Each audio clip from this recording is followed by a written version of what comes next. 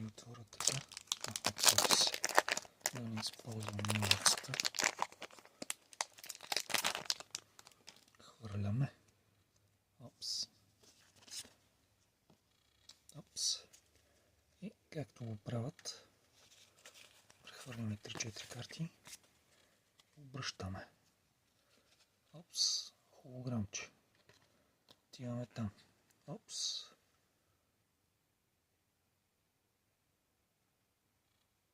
Тренер, холограмче.